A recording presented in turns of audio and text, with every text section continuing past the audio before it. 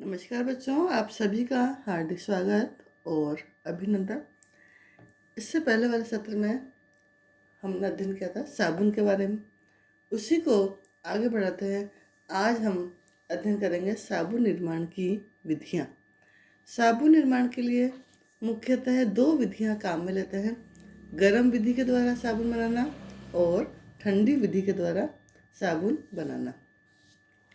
जो ठंडी विधि से साबुन बनता है वो गर्म विधि से तैयार साबुन की अपेक्षा अधिक नरम होता है और इसे तैयार करने में भी कम समय और श्रम लगता है।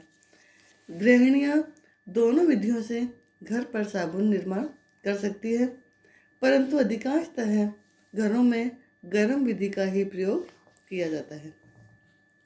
साबुन निर्माण में मुख्यतः दो चरण होते हैं, साबुनीकरण तथा नमक के द्वारा साबुन को अलग करना। साबुनीकरण से तात्पर्य है कि जब वसा के साथ क्षार की प्रतिक्रिया कराई जाती है तो वसा के कण टूटने लगते हैं और वसीय अम्ल तथा ग्लिसरॉल में परिवर्तित हो जाते हैं। यही वसीय अम्ल क्षार के साथ मिलकर साबुन का निर्माण करते हैं और इस क्रिया को हम साबुनीकरण कहते हैं। जब वसा के साथ कास्टिक सोडा को मिलाया जाता है तो निम्न प्रक्रिया होती है। वसा प्लस क्षार गर्म करने पर हमें मिलता है साबुन और ग्लिसरॉल। इसमें सेकंड स्टेप है नमक के द्वारा साबुन को अलग करना। साबुनीकरण क्रिया जब पूर्ण रूप से संपन्न हो जाती है तो इस मिश्रण में नमक का घोल मिलाया जाता है, जिससे साबुन क्षार एवं वसा के घोल से पृथक हो जाता है। अब हम अध्ययन करेंगे गर्म विधि के द्वारा साबुन का निर्माण। इस विधि के द्वारा साबुन का निर्माण बहुत लार्ज स्केल पर किया जाता है। इस विधि में साबुन का निर्माण करने की निम्न चरण है। सर्वप्रथम वसा या तेल और क्षार को साफ एवं स्वच्छ करके शुद्धिकरण किया जाता है, यानी इसको साफ किया जाता है। फिर वसा को किसी बड़े बर्तन में लेकर पिघलाया जाता है। वसा के इस पिघले हुए घोल में कास्टिक सोडा का हल्का घोल तैयार करके धीरे धीरे मिलाया जाता है। साथ ही साथ इसे आंच पर उबाला जाता है। उबालने के द्वारा साबुनीकरण क्रिया में वृद्धि हो जाती है। फिर इस मिश्रण में और अधिक कास्टिक सोडा मिलाया जाता है और इसे 2-3 दिन तक खौलाया जाता है। इससे वसा की साबुनीकरण क्रिया होती रहती है। साथ ही थोड़ी थोड़ी देर के अंतराल पर कास्टिक सोडा भी इसमें कंटिन्यू मिलाया जाता है। इस मिश्रण में साबुन, ग्लिसरीन, कास्टिक सोडा और अन्य अशुद्धियाँ होती है। फिर इसी मिश्रण में नमक का घोल मिलाया जाता है, जिससे साबुन अशुद्धियों से पृथक हो जाता है और ग्लिसरीन तथा अन्य अशुद्धियाँ नीचे आकर बैठ जाती है। इन्हें स्पेंट लाई कहते हैं। अशुद्धियों को एक पाइप से अलग कर दिया जाता है तथा ग्लिसरीन को आसवन विधि से पृथक कर लिया जाता है। अब इसमें केवल साबुन की परत रह जाती है। इस साबुन की परत को पानी में घोलकर उबाला जाता है, जिससे गाढ़ा पेस्ट तैयार हो जाता है। इसी पेस्ट में पुनः थोड़ी थोड़ी देर के अंतराल पर कास्टिक सोडा मिलाया जाता है, ताकि जो वसा शेष रह जाता है उसका भी पूर्ण रूपेण साबुनीकरण हो जाए। साबुन के इस मिश्रण में पुनः नमक का घोल मिलाया जाता है, ताकि साबुन से अशुद्धियाँ अलग हो जाए। साबुन की परत को हटाकर वापस से इसे उबाला जाता है।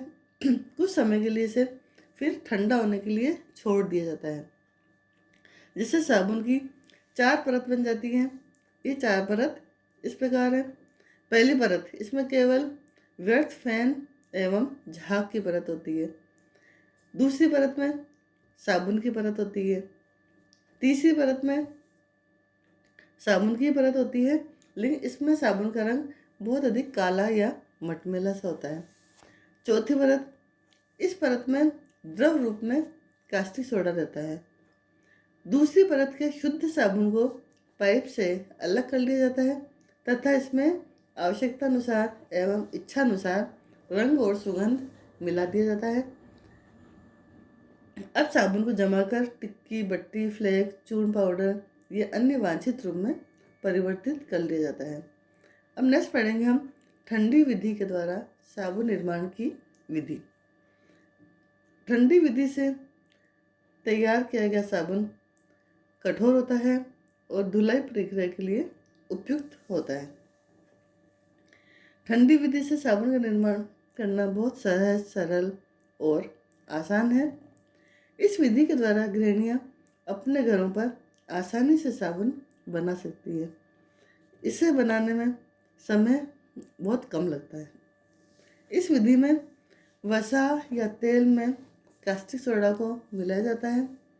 वसा एवं क्षार को मिलाने से प्रतिक्रिया होती है जिसके फलस्वरूप ताप निकलता है। यही ऊष्मा साबुन बनाने के लिए प्रयुक्त किया जाता है। फलतः साबुनीकरण क्रिया होने लगती है और साबुन का निर्माण हो जाता है। ठंडी विधि के द्वारा साबुन बनाने के लिए नारियल का तेल अथवा महुआ का तेल प्रयोग किया जाता है। इनका एक निश्चित अनुपात है, उस अनुपात में इन सामग्री को लिया जाता है।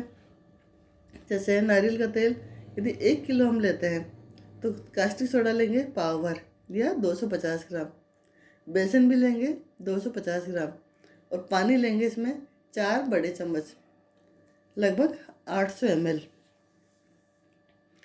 फिर इसको बनाने के लिए सबसे पहले कास्टिक सोडा को पानी में घोलकर 3-4 घंटे के लिए यूं ही छोड़ देंगे। एक बड़े बर्तन में तेल एवं मैदा को या बेसन को अच्छी तरह से फेंट कर एक जैसा मिश्रण तैयार करेंगे। इस मिश्रण में थोड़ा थोड़ा करके कास्टिक सोडा के घोल को मिलाते हैं और कंटिन्यू हिलाते रहते हैं जब तक कि पूरा मिश्रण गाढ़ा नहीं हो जाए। वसा में क्षार मिलाने से ऊष्मा उत्पन्न होती है और साबुनीकरण क्रिया प्रारंभ हो जाती है। फलतः साबुन बनकर तैयार हो जाता है। इस गाढ़े मिश्रण को सांचे में डालकर साबुन को जमा दिया जाता है। बाद में चाकू के द्वारा वांछित आकार में से काट लिया जाता है। ठंडी विधि से निर्मित साबुन में स्वच्छक गुण अधिक रहते हैं।